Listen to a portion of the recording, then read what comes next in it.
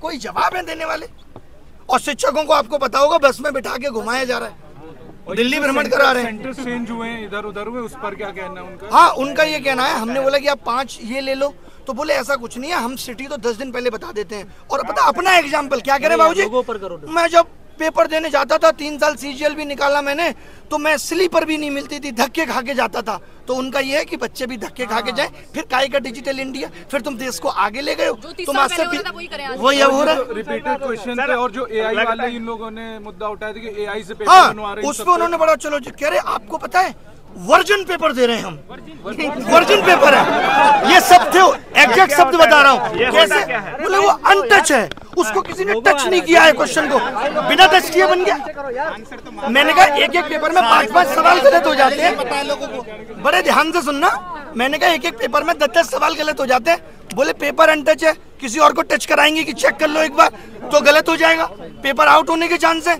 आज आप देख लो जो लोग हमारे पेपर बना रहे हैं वो अपने मौसी के लड़के को भी बता दें, उनको भी नहीं पता ये पेपर किस एग्जाम में आएगा।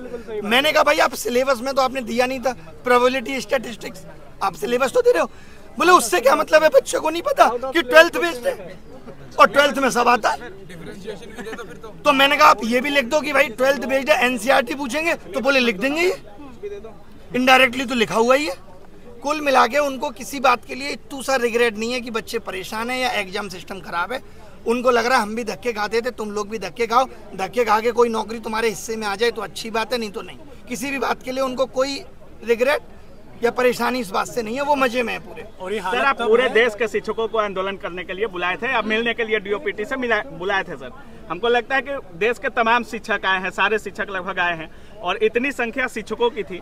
आज जो पूरा क्रम हुआ, जैसे प्रशासन का जो आप लोगों से बिहेवियर रहा, आप एसएससी चेयरमैन से भी मिलकर आ रहे हैं, आपको क्या लगता है जो ये पूरा हुआ? आज सुबह डीओपीटी वालों ने भी बोल दिया था कि मिलेंगे, हाँ। फोन पे बात हो रही थी, बाकायदा नंबर आ रहे थे, ऐसे लग रहा था कितने सम्मान से बुलाया जा रहा है।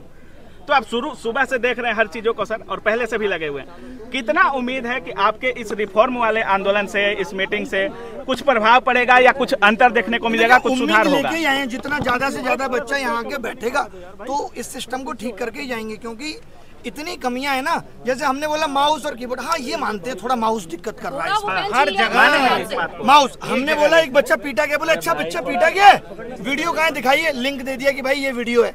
उनको ये भी नहीं पता, वैसे उनको एक एक बात पता है, उनको हमारी वीडियो के एक एक शब्द पता है कि हम क्या बोलते हैं। उनको ये नहीं पता कि एक बच्चा पीटा गया है, बच्चों के साथ अभद्र व्यवहार हो रहा है। हमने कहा इन्विजिलेटर आप ऐसे ही रख ले रहे हो, बोले फिर कैसे रखें, चेक करने जाएं कि इन्विजिलेटर क्या करता था पहले, नहीं करता था। तो कुल मिला के सारे जवाब उलूल जुलूल थे और मीटिंग बहुत ही बर्बाद हुई। जो फीस लेते हैं वो किस बात की लेते हैं अगर आप व्यवस्था ही नहीं करवा पा रहे हैं? फीस ले रहे हैं, गलत क्वेश्चन का पैसा ले रहे हैं, बस्ता रखने का पैसा ले रहे हैं, कह तो रहे हैं जो पैसा ले रहे हैं उससे रोडें बन रही है, आप तो देख ही रही हो। बच्चों की बेरोजगारी का रोड बनवाइए। एसएससी कमीशन को ये बोलना चाहिए कि गलत सवाल के आंसर का 100 रुपए आपकी रोड बनाने में लग रहा है। और सच में रोड भी सर रोड भी तो नहीं बन रहा है। धीरे धीरे इकट्ठे हो रहे हैं, पूरे देश से बच्चे को बुला रहे हैं, यहीं बैठेंगे जब तक ये सिस्टम सही नहीं हो जाता। सुबह तक डीओपीटी बहुत नॉर्मल था, बात करने में कोई दिक्कत नहीं हो, अचानक लग गई, कैसे इतने लोग आ गए, ये कैसे हो गया, हटाओ अब नहीं मिलेंगे, ईगो पे ले ली बात, वरना उससे पहले मिलने को तैयार थे। हाँ। सत्र चल रहा है, आप लोग अभी बवाल मत करिए। देखिए अभी संसद सत्र चलेगा, फिर 15 अगस्त आ जाएगा, उसके बाद दिवाली की छुट्टियां आ जाएंगी, फिर क्रिसमस आ जाएगा, फिर न्यू ईयर सेलिब्रेशन होगा, फिर मकर संक्रांति, फिर वैलेंटाइन डे, ये तो चलता ही रहेगा। समस्याओं का निदान होगा कब? उनका क्या होगा? ये सरकार की जिम्मेदारी नहीं है सर जिनका लास्ट टेंडर है उनका क्या? लास्ट अटेम्प्ट पे मैंने पूछा कि आपके पास तो डीओपीटी से लेटर भी आ गया था, तो बोले उन्होंने यही तो कहा था कि इसको अग्रेसित करो, हमने कर दिया, रिजेक्ट कर दिया। अच्छा साहब बोले रिजेक्ट कर दिया। तो सर सीजीएल में होंगे क्या कुछ चेंजेस सर? कह रहे सीजीएल बहुत अच्छे से कराएंगे। सर कब कैसे डेट भी तो देते सर डेट भी तो देते। लगा तो उनकी बातों से पोस्टपोन होने वाली बात में शायद ना हो, लगा है। लेकिन उन्होंने एक बात और कही, जब आप शुरुआत में आप लोगों ने वीडियो देखा होगा, उन्होंने कहा आंदोलन करने की जगह जंतर मंतर है, तो आप लोग जंतर मंतर आइए वहाँ नहीं। हाँ मतलब ये कि आप जंतर मंतर पे जाके बैठो, अभी आप यहाँ ज्यादा बैठने लगोगे, इनको लगेगा यहाँ बहुत ज्यादा भीड़ हो गई, तो यहाँ भी ये कहने लगेंगे अब यहाँ भी मत बैठो, तो आदमी कहाँ बैठे? सोशल मीडिया की आवाज आप सुन नहीं रहे, तो कैसे भी तो आदमी अपनी आवाज पहुँचाएगा। सरकार इतनी बहरी कैसे हो सकती है? बच्चों के साथ जो अभद्रता की गई उसका क्या जवाब होगा? बहुत खराब है ये।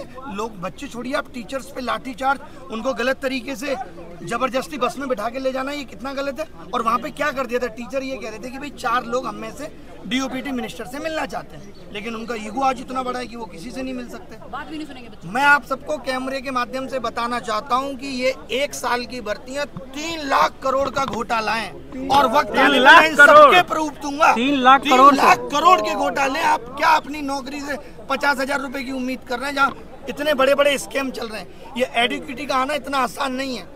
अच्छा, वो लोग शिक्षक का काम भी बता रहे हैं, वो कह रहे हैं आपका काम तो शिक्षा देना है, आप लोग आंदोलनकारी बन गए हैं। और जो बिना पढ़े लिखे नेता है वो शिक्षा पे पॉलिसी बना रहे हैं। ABCD नहीं आती है बाबूजी को, राजस्थान के शिक्षा मंत्री बन के बैठे हैं।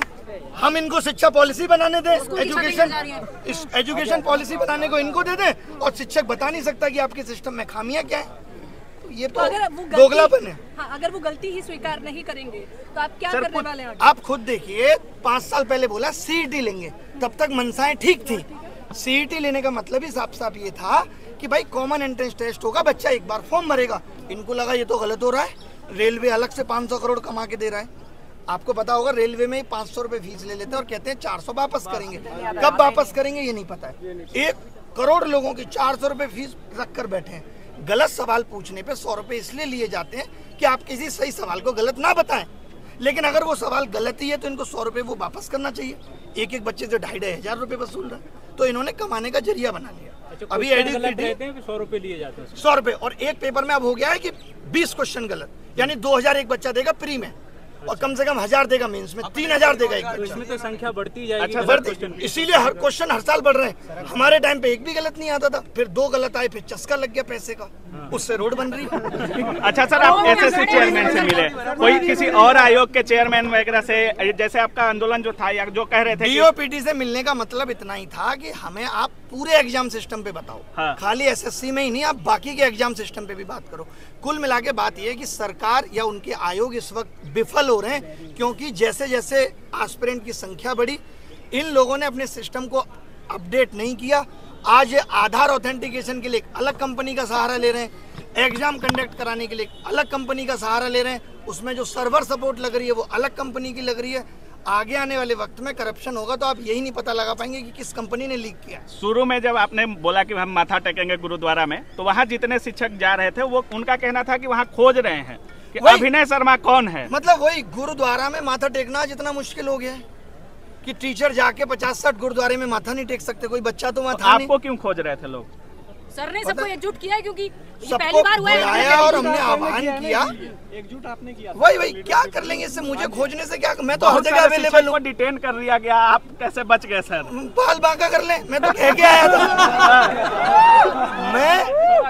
मैं कौन है वो जो भागता है? मिल्खा सिंह से तेज भागता हूँ मैं।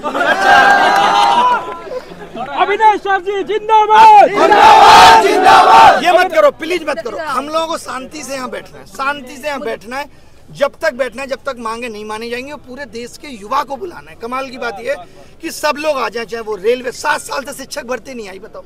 बेटा है देर की बातचीत में कहीं आपको लगा कि मतलब सर मोदी जी को ढीला करना है? कहीं नहीं, कोई भी ऐसा आश्वासन नहीं था जो ठीक मिला है। टोटल इलॉजिकल थी, उनको अपना बताना था। हम 16 घंटे काम कर रहे हैं, 8 घंटे सो रहे हैं। फिर ध्यान में आया उनको, नहीं 2 घंटे तो और भी कुछ कर रहे हैं। फिर बोले 14 घंटे काम कर रहे हैं। तो उन्होंने बस यही दिखाया, हम बहुत काम कर रहे हैं बच्चों के लिए, हर एक बच्चे की समस्या को सुन रहे हैं, हर एक बच्चे की समस्या का निदान करने की कोशिश कर रहे हैं। कुल मिला के सरकार, एजेंसी और आयोग तीनों मिले हुए हैं और सबका एक ही उद्देश्य है, किस तरीके से युवाओं से पैसा वसूला जाए। अच्छा, आप देखो, आप ये आरोप भी लगा कि आप